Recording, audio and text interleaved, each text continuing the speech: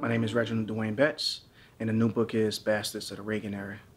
I wanted an evocative title. I wanted a title that immediately said the war on drugs.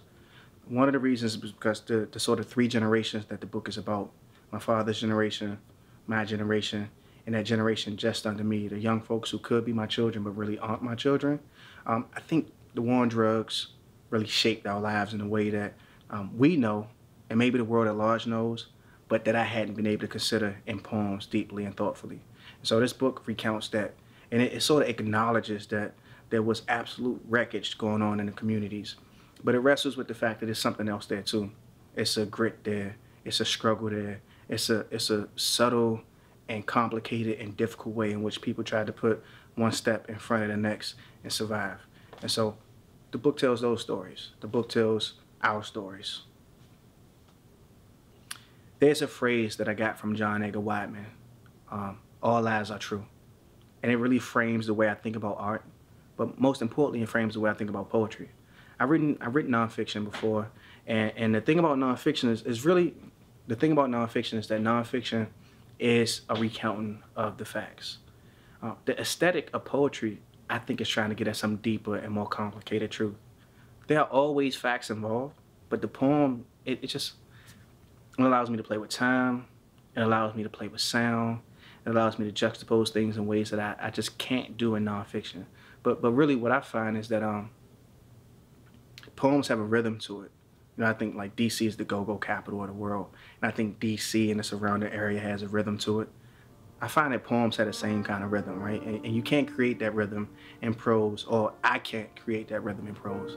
And so when I consider myself a poet, it's mostly because that's the medium that allows me to explore what it means to really get at the truth, right? And really wrestle with it, and really do it in a way in which you hope somebody could sit down and, after reading a poem that maybe have 30 lines in it, or 300, as one of these poems does. But to sit down and, after reading a poem that just has 30 lines in it, have a piece of a world that will live in their head for days on end. For the city that nearly broke me. A woman tattoos Malik's name above her breast and talks about the conspiracy to destroy blacks. This is all a fancy way to say that someone kirked out, emptied 5 or 6 or 7 shots into a still warm body.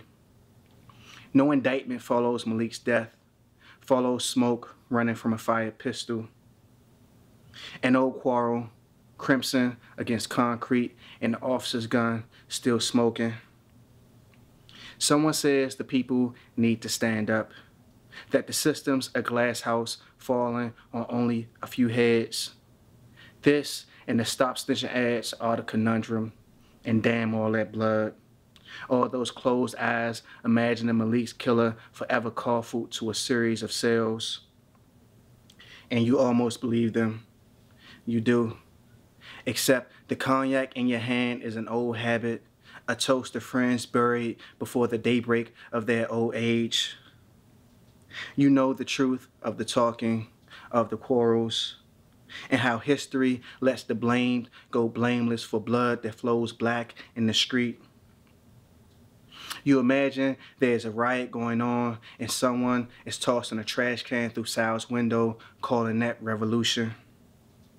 While behind us, the cell doors keep clanking closed, and Malik's casket door clanks closed, and the bodies that roll off the block and into the prisons and into the ground keep rolling, and no one will admit this is the way America strangles itself.